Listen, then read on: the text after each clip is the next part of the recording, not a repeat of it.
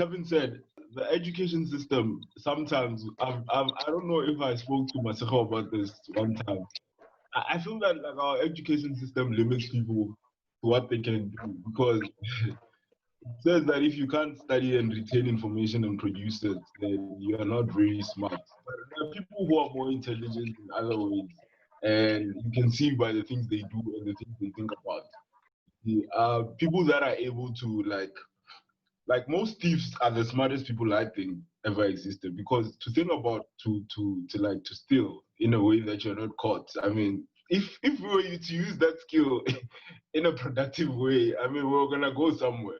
But I think our education system, the way it is, it lacks a lot of I don't know if I should say avenues where people can explore. Like because you have our education system that only focuses on academics, but there are other people who are like I have a friend who's very good in long distance running.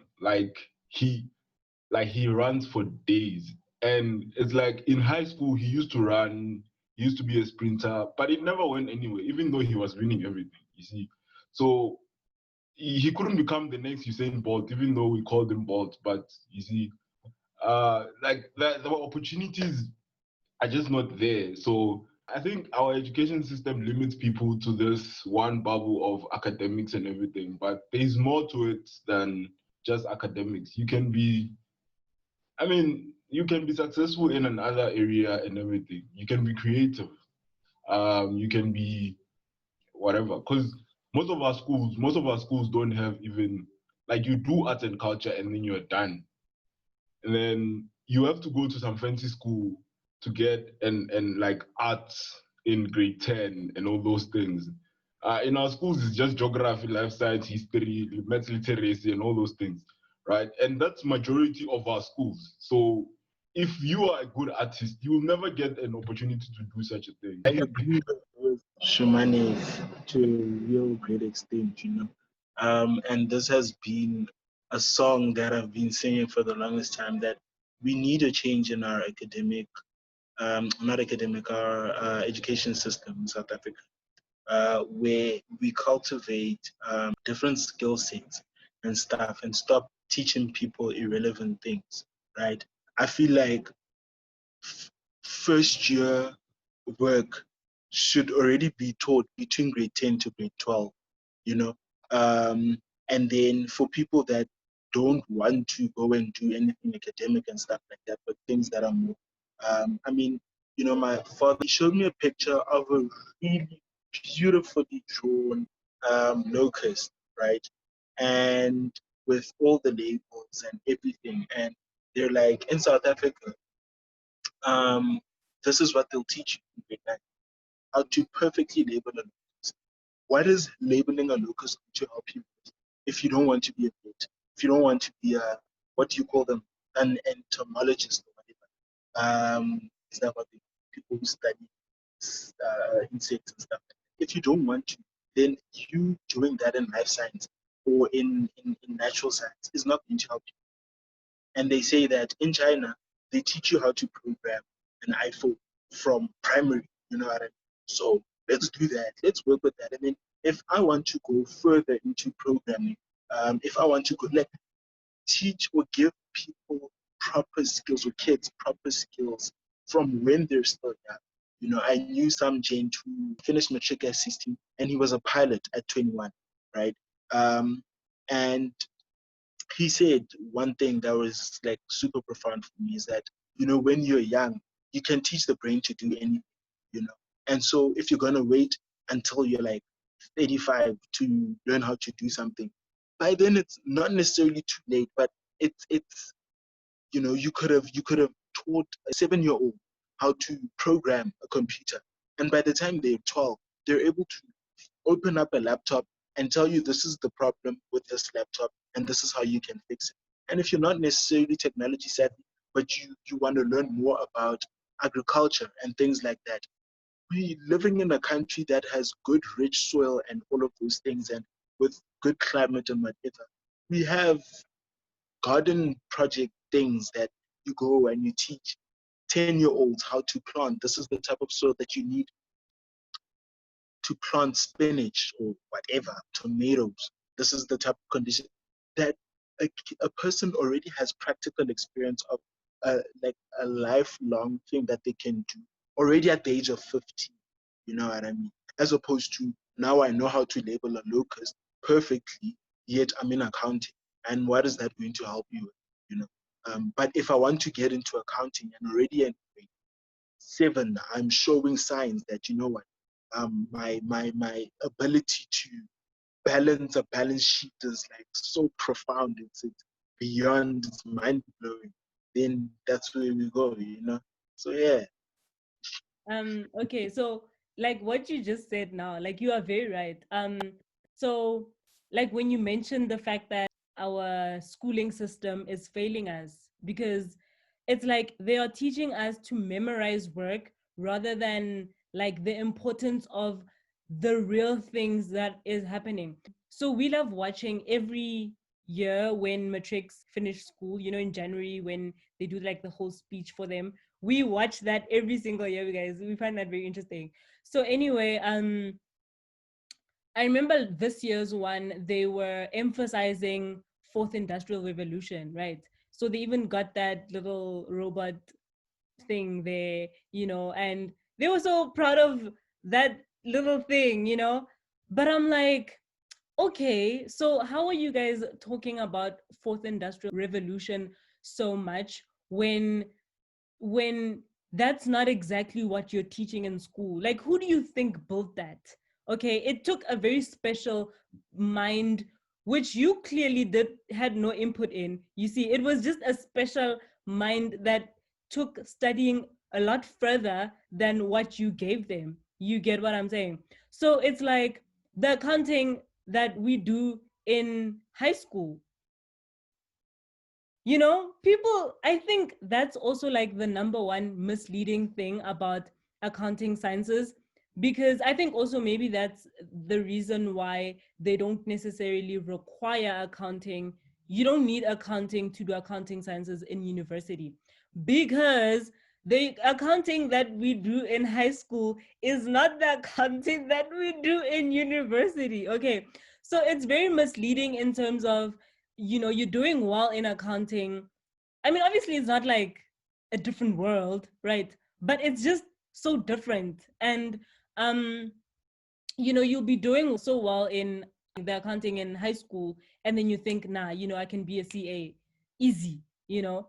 But you get into accounting sciences and you're like, yeah, no. You see, that's why you have so many dropouts from accounting in first year already, because it's not it. So I feel like, you know, if you're gonna be preaching the fourth industrial revolution, a new world, how about you teach us new things, you know, that would make us flourish in the new world, making us think of new ways on how to, you know, just venture into a new world, because what we are learning now is the world from the past.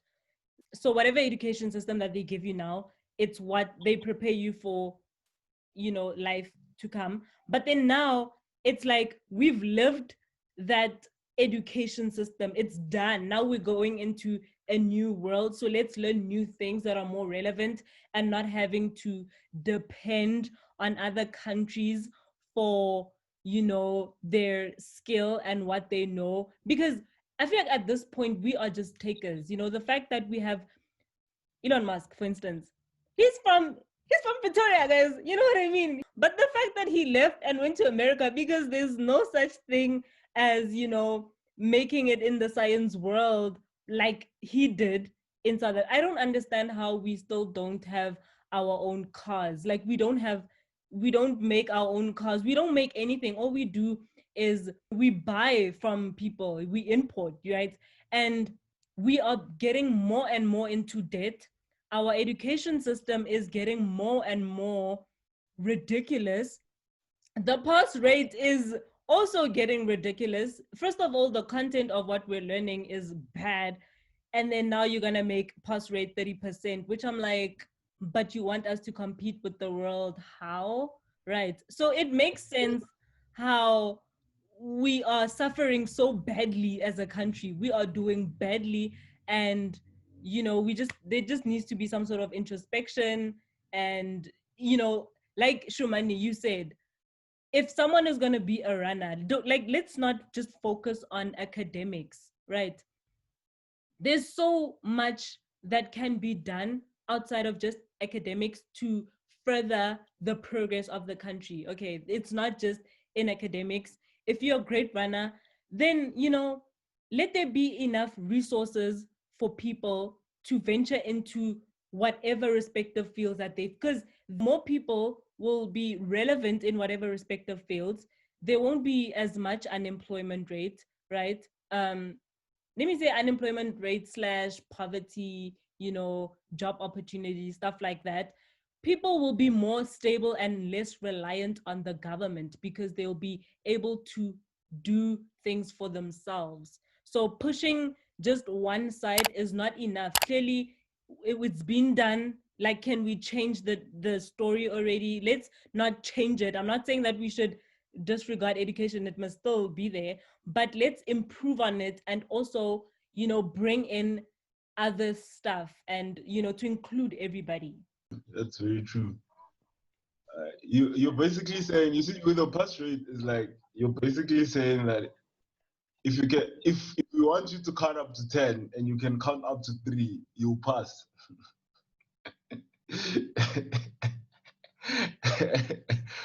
So another thing about this fourth industrial revolution that they're talking about is like, you have to bridge the gap first. When was our third industrial revolution? I don't know if there's such a thing, but when was it? We're still a country that doesn't produce anything. We can't bridge the gap of industrial, like the industrial revolution that Europe had in the 90s that we never had. We don't make cars. They were making cars in the 19 something. They were making cars. They were making whatever. We've never done that. So how do we jump now to go to something that we already don't have? And I think, I mean, that is another whole different topic that I think it needs a lot of like input and everything, because it's quite serious. And the disadvantage is that we are the ones who pay for the incompetence of other people. So I remember in tax, do you remember I don't remember what lecture it was. Also, I can't say her name obviously. But she emphasized the fact that tax is, it's almost as if tax is, it's a penalty against being rich, right? So it's like, the more money you make, the more tax you pay. So it's almost as if you're working to pay more tax. I brought that up because I don't know, I feel like maybe the government at this point is not as, they are not so concerned about the unemployment rate per se, because in any case, the rich people, and by rich people I'm talking about guys, okay, I don't want to like include us, because I feel like we're gonna be good at some point. Yes, exactly. So it's like we are putting ourselves through so much only to have to pay as much taxes for someone who at this point is smoking weed and be like, why do I need higher education? Excuse me, how about I sit down as well and join you, and then we'll see who comes up with, all of this tax money. Who comes up with tax money? It's not government. No. Government takes it from people who put in the work and make an income and a living for themselves. So it is very important.